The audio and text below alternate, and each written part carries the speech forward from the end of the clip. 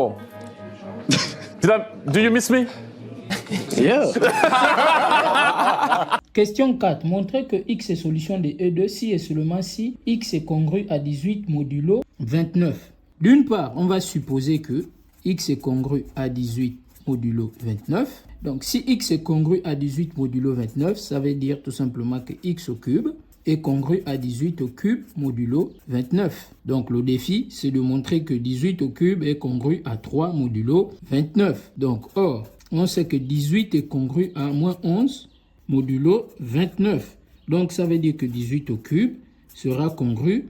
Alors, au lieu d'écrire 11 au cube, moins 11 au cube, autant pour moi, je vais plutôt écrire moins 121 fois 11 modulo 29. Pourquoi? Parce que 121 est congru à 5 modulo 29. Donc, je peux remplacer 121 par 5 et j'obtiens directement 18 au cube qui sera congru. Alors, 5 fois 11, c'est 55. Donc, je vais directement mettre moins 55 modulo 29. Et là, 55 est congru à 3 modulo 29. Donc, on vient de montrer que 18 au cube est congru à 3 modulo 29. Donc, x au cube est congru à 3 modulo 29. Ça, c'est d'une part. Maintenant, d'autre part, on va supposer que x au cube est congru à 3 modulo 29. D'accord? Maintenant, on va chercher à montrer que ça aboutit à ça. Or, on vient de montrer à la question précédente, rappelez-vous, que 9 fois x, 3 à la puissance 9 fois x est congru à 1 modulo 29. Donc, je vais l'utiliser. Pourquoi? Parce qu'on a montré ça en respectant cette condition. Donc, si j'ai ça, je peux directement passer ici en disant que, donc, 3 à la puissance 9 fois x est congru à 1 modulo 29, d'accord? Mais puisque 18 est un inverse de 3 à la puissance 9, donc je vais directement multiplier par 18. Donc ça veut dire que 18 fois 3 à la puissance 9 fois x, c'est égal à 18 modulo 29. Et là, on sait que ça c'est 1, donc on aura effectivement x qui sera congru à 18 modulo 29.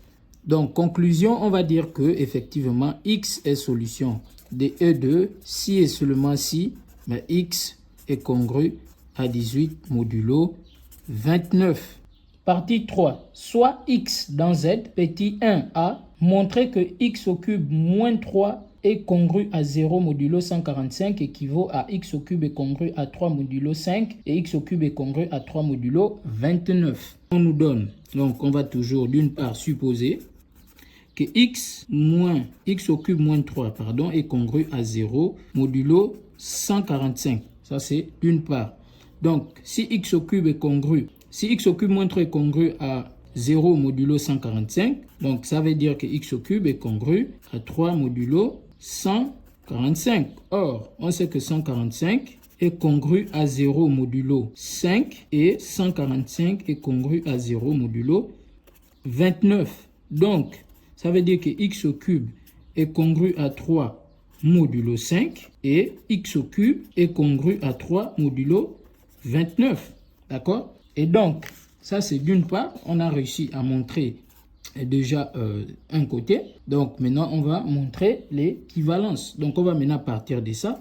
Donc on va maintenant supposer que x au cube est congru à 3 modulo 5 et x au cube est congru à 3 modulo 27.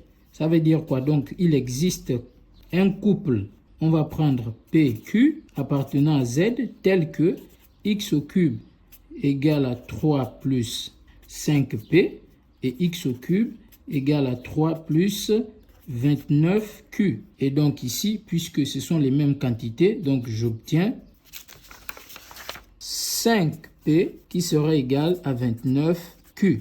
Donc, ici, d'après le théorème de Gauss, puisque 5 est premier avec 29 et 5 divise 29Q, donc, d'après le théorème de Gauss, ça veut dire que 5 divise Q. Et donc, ça veut dire qu'il existe un relatif K tel que Q s'écrit 5K. Donc, je reviens maintenant à x au cube. Donc, x au cube sera égal à 3 plus 29 fois 5K. Et effectivement, on obtient bien 3 plus, on sait que 29 fois 5, c'est 145. Donc, on obtient bien 3 plus 145K. Et ça, c'est la même chose que d'écrire x au cube moins 3 est congru à 0 modulo 145, ce qu'il fallait démontrer. Donc, conclusion, si vous voulez, vous pouvez faire la conclusion. Sinon, on sait que x est solution de cette équation-ci et seulement-ci. C'est respecté, on a montré dans les deux sens, donc c'est vrai. Donc, on l'a montré dans les deux sens, donc c'est vrai. Question B. On nous demande de montrer que x au cube est congru à 3 modulo 45 équivaut à x est congru à 2 modulo 5 et x est congru à 18 modulo 29. Donc, on va toujours supposer. Donc, supposons que x au cube est congru à 3 modulo 145. Ça veut dire que x au cube moins 3 est congru à 0 modulo 145. Voilà. Or, on sait que 145 est congru à 0 modulo 5 et 145 est aussi congru à 0 modulo 29. Donc, on obtient quoi? On obtient que x au cube moins 3 est congru à 0 modulo 5 et x au cube moins 3 est congru à 0 modulo 29. Quoi ça veut dire? Ça veut dire que on aura x au cube qui sera congru à 3 modulo 5 et x au cube qui sera congru à 3 modulo 29. Mais souvenez-vous, dans la question 1A, la première partie, on a montré que cette équation entraînait l'équivalence. Cette équation était possible si et seulement si x était congru à 2 modulo 5. D'accord? Et ici, on vient de le montrer plus haut. D'accord? Juste à la question 4, donc de la partie B, de la partie 2 autant pour moi, on a montré que ceci était équivalent à dire que x était congru à 18 modulo 29. Donc, la première partie est bonne. Maintenant, on va supposer que x est congru à 2 modulo 5 et x est congru à 18 modulo 29. Donc, nous avons fini de montrer un côté. Là, on va montrer l'autre côté. Donc, on va supposons que x est congru à 2 modulo 5 et x est congru à 18 modulo 29. Donc, ça veut dire que si je passe au cube, x au cube sera congru à 2 au cube modulo 5 et x au cube sera congru à 18 au cube modulo 29. Mais tout ça, là, on connaît les résultats d'après les questions précédentes. Ici, c'est 2 au cube. 2 au cube, c'est 8. On sait que 8 est congru à 3 modulo 5, donc ça, il n'y a pas de problème. On obtient effectivement que x au cube est congru à 3 modulo 5, ce qui est vrai.